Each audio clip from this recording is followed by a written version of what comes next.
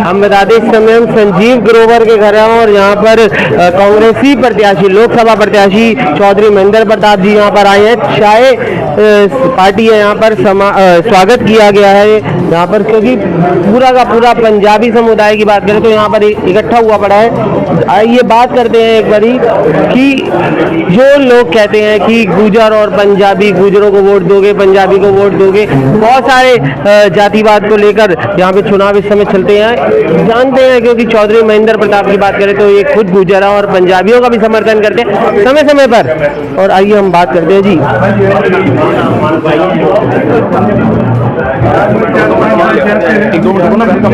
यहाँ पे हमारे साथ संजीव ग्रोवर जी भी हैं और लोकसभा प्रत्याशी चौधरी महेंद्र प्रताप जी भी हैं। स्वागत समारोह कर रहे हैं जी। आप जगह जगह जा रहे हो, कैसा माहौल लग रहा है इस बार, क्या लग रहा है? भैया इसका अंदाज़ा खुद लगाइए आप, लोगों की व्यूज़ लीजिए, लोग क्या कहते हैं इसका अंदाज़ा तो आप लगाइए।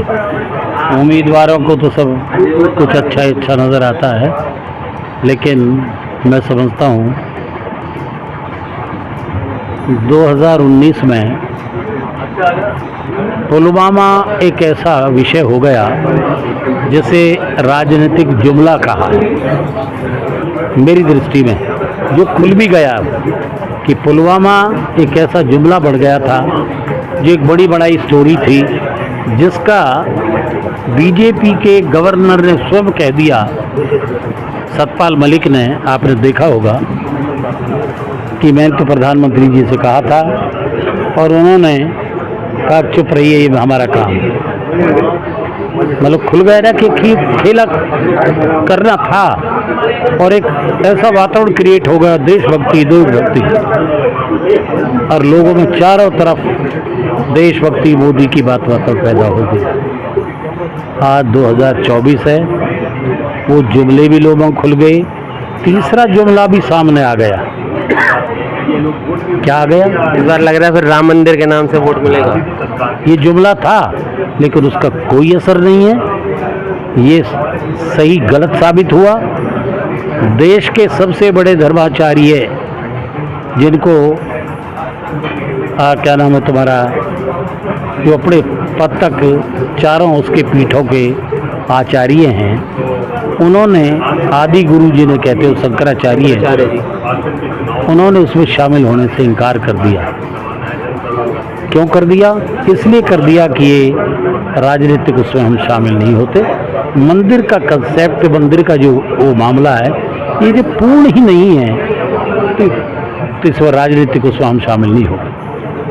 और आदि गुरु शंकराचार्य वो थे जिसे महादेव का अवतार माना है, शिव जी का अवतार माना है। 12 साल की उम्र में उन्होंने संन्यास ले लिया था आदि गुरु शंकराचार्य ने, और 4 पीठ स्थापित की थी।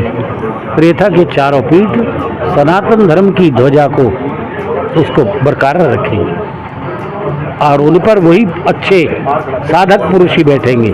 उन चारों ने उसको नकार दिया। इसके बाद कौन सा सबूत रह गया? तो वो भी एक जुमला बढ़ाने का प्रयास किया, लेकिन आज उसका प्रभाव नगण्य है। तो भैया जनता जाग रही है। अब तो ये है कि जो 19 की स्थिति बीजेपी के हक में थी ना, वो कांग्रेस के हक में होगी। आज ये हालत पैदा हो रही है, तो इसका तो आंकलन आप खुद करो फील्ड में जाकर। आपसे एक सवाल करना चाहूँगा, अगर हम बात करें कांग्रेस की, तो लोकसभा प्रत्याशियों के लिए 2 नाम सामने आ रहे थे, एक आपका और दूसरा करण दलाल जी का। अब करण दलाल जी ने महापंचायत करी है, तो उसके लिए क्या कहना चाहेंगे? क्या वो निर्दलीय लड़ सकते हैं? नहीं, कोई ऐसा नहीं, मेरे ख्याल में तो कोई ऐसा नहीं है, तो उनसे पूछिए, पर मुझे नहीं लगता वो लड़ेंगे। उनके अंदर पता नहीं क्या कोई पीड़ा है, क्या तकलीफ है जो होनी नहीं चाहिए, तो पर मुझे नहीं लगता कोई लड़ेंगे। क्योंकि जब हमने आपसे बात करी थी तो आपने ये बोला था कि हमारे लिए सारे बराबर हैं, हमारे यहाँ आज नहीं तो कल करण दलाल जी भी आएंगे और हम उनसे भी वार्तालाप करेंगे कि क्या है। तो ऐसी कोई बात हुई है क्या उनसे कि वो निर्दलीय लड़ेंगे? कोई नहीं, मेरे ख्याल नहीं लड़ेंगे, मेरी कोई बात नहीं हुई। उनको होगा कोई, मुझे टिकट मिलनी चाहिए थी, लेकिन पार्टी ने जो टिकट दी है ये जन भावनाओं के अनुरूप दी है। हर फील्ड का हर सर्वे, सोशल इंजीनियरिंग और एक सही उसके मुताबिक निर्णय, यही नहीं हरियाणा में सारे निर्णय अच्छे लिए। ये तो पार्टी का एक निर्णय है जो मैं समझता हूँ जन भावनाओं के अनुरूप लिया गया है। तो उनका अंदर थोड़ा बहुत वो होगी अपनी अग्नि को मुझे मिलना चाहिए था, लेकिन ऐसा कोई बात मैं नहीं समझता को खड़े हों। लेकिन उन्होंने 6 तारीख तक का अल्टीमेटम दिया कहा है भाई मैं कोशिश करूं मुझे ही मिल जाए, अगर उन्हें मिल जाए तो हम तो उन्हें उम्मीदवार मान लेंगे, क्या बात है। तो ऐसा क्या हो गया आप लोगों से कि 6 तारीख तक का अल्टीमेटम दे दिया कि 6 तारीख तक? तो क्या कुछ भी नहीं हो गया, उनके अंदर तो ये होगी कि मुझे मिलना चाहिए, बस यही है, और क्या होती है इसमें, और कोई बड़ी बात नहीं है। और मुझे नहीं लगता कोई ऐसा गलत कदम उठाएंगे, वैसा नहीं उठाएंगे, वो नहीं लगेगा। अगर हम बात करें पंजाबियों को कितना समर्थन मिल रहा है, यहाँ पे पंजाबी समुदाय है और आप संजीव ग्रोवर जी के घर आ रखे हैं, तो इन लोगों को कितना समर्थन मिल रहा है? अरे भैया मैं तो इनके घर आया हूँ, चाय पीने के मेरे साथियों ने कहा, और इसमें भाई समर्थन मांगना भी है अपने उसमें भाई साथियों में, तो मैं बैठ के चाय पीऊँगा तो समर्थन देंगे तो मेरी खुशनसीबी है, अच्छा है। तो बाकी देने पूछ लीजिए, अपनी समर्थन दे रहे हो तो मेरा सौभाग्य है, मैं समर्थन के लिए तो मांगने के लिए आया ही हूँ। और मुझे लगता है आज जो है समाज और प्रांत राष्ट्रीय हित में कांग्रेस को समर्थन देना भी चाहिए। इस विषय पर बहुत हम आपस में संवाद कर सकते हैं। आज महंगाई है, करप्शन है, बेरोजगारी है, डेवलपमेंट है, बाहर अंदर देखो तुम चारों तरफ कॉलोनीज में और दूसरे एरियाज में डेवलपमेंट की भी हालत अच्छी नहीं है। स्मार्ट सिटी के नाम पर गंदी गंद चारों तरफ पड़ी है, जिसे स्वच्छ भारत कहते हैं ना, उसका जनाजा निकल रहा है। चारों तरफ लॉ एंड ऑर्डर है, बहुत चीज़ें ऐसी हैं तो जिससे मैं समझता हूँ कि आज बदलाव की आवश्यकता है, और बदलाव की काफ़ी लोगों में एक जहन में एक भावना पैदा होगी, तो बदलाव होगा, अवश्य होगा। लेकिन अगर हम बीजेपी की बात करें, कई बार हमने बीजेपी के लोगों से बात करने की कोशिश करी तो उन्होंने कहा कि मोदी जी ने विकास किया है, मोदी जी ने ये किया है। ठीक है, तो मोदी जी के नाम पर लगातार वोट, क्या विकास लिया किया ना मोदी जी ने? मोदी जी ने धारा 370 हटा दी। ऐसे 370 धारा के विषय में जानते हो आप क्या है? 370 धारा ये वो है जो नहीं जानते। मैं इस पे बहस कर सकता हूँ, मैंने इतिहास पढ़ा है, संविधान में प्रोविज़न कैसे की गई ये भी मुझे पता है। ये कंडीशंस थी, मात्र 370 धारा जो आर्जी कंडीशन थी, जिनमें तो आधी से ज़्यादा पहले हटाई जा चुकी है। 370 हट जाए तो फ़र्क नहीं, ना हटे जो फ़र्क नहीं। क्या किसी ने प्रॉपर्टी खरीद ली वहाँ? नहीं, मैं बूझूँ कोई प्रॉपर्टी खरीदी है? और 6-7 स्टेट्स में भी कंडीशन है कि कोई दूसरा जो है प्रॉपर्टी दूसरे बाहर का आदमी नहीं खरीदेगा, उनसे हट गई ये धारा। ये सब खाली इलेक्शन स्टंट हैं, बाकी हट गई। जब भी हटनी थी आर्जी थी, नहीं हटती तो भी क्यों नहीं?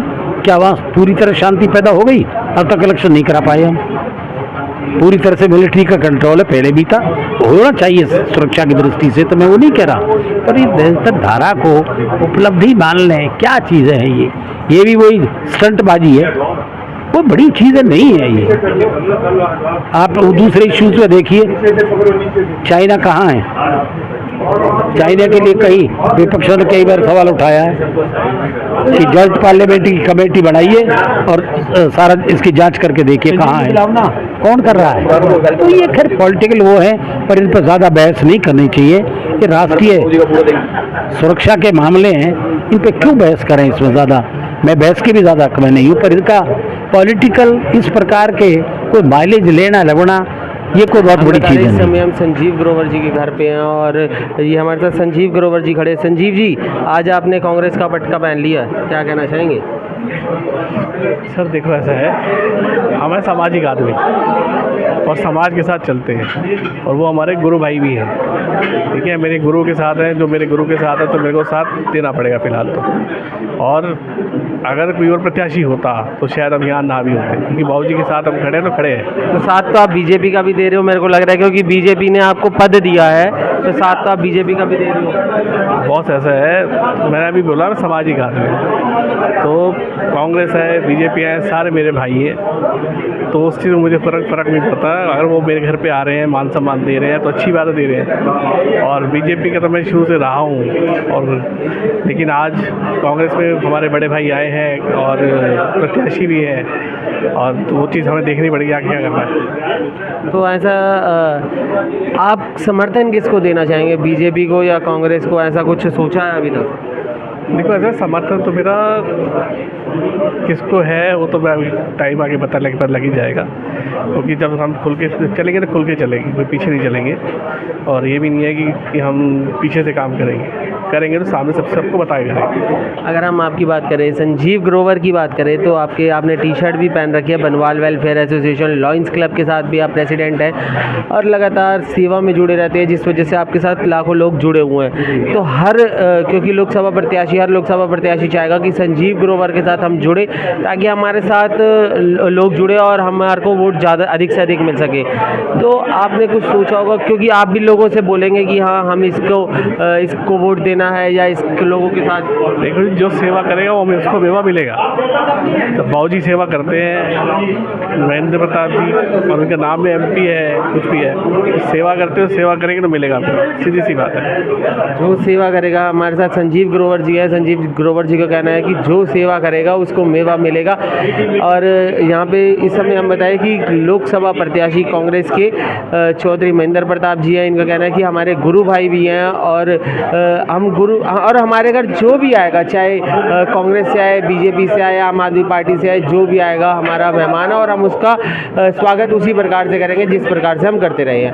और भी जानते हैं कि किस प्रकार, क्योंकि यहाँ पे पंजाबी समुदाय से बहुत सारे लोग हैं, राय जानते हैं पंजाबियों की कि यहाँ पर ये देखिए वीरेंद्र जी हमारे साथ है। वीरेंद्र जी, आप पंजाबी हैं, सिख भी हैं, पंजाबी समुदाय का क्या सोचना है कि इस बार हमारा जो वोट है पंजाबी समुदाय का, टोटली वोट हमारा जो वोट है महेंद्र प्रताप जी को जाएगा। हमारा वोट कांग्रेस पार्टी के साथ जाएगा। अगर हम बात करें लगातार ये बोला जाता है कि गुर्जर को वोट दोगे, पंजाबियों को वोट नहीं दोगे, जातिवाद में बांटने की कोशिश की जाती है। तो नहीं, अगर देखा जाए तो इस टाइम अगर प्रत्याशी है वो बीजेपी का भी गुर्जर समुदाय से ही है, और मुझे नहीं लगता कि बाबूजी ने इतने साल पहले जो राजनीति करी है उसमें कभी गुर्जर समुदाय या पंजाबी समुदाय के साथ कुछ भेदभाव किया हो। हम आज भी अगर बाबूजी के घर पर जाते हैं तो हमें पारिवारिक इज्जत ही मिलती है, पूरी एक तरह से परिवार वाला माहौल ही रहा कि हमारे साथ। तो हम इस चीज़ को नहीं मानते कि बाबूजी के घर में या महेंद्र प्रताप जी के साथ या विजय प्रताप जी के साथ कुछ गुर्जर वर्सेस पंजाबी वाला कुछ ज़्यादा भेदभाव किया गया हो, ऐसा कुछ है नहीं वहाँ पर। ये देखिए, ये पंजाबियों की राय हम बता रहे हैं कि ऐसा कुछ भी नहीं है कि गुर्जर वर्सेस पंजाबियों का भेदभाव किया गया हो।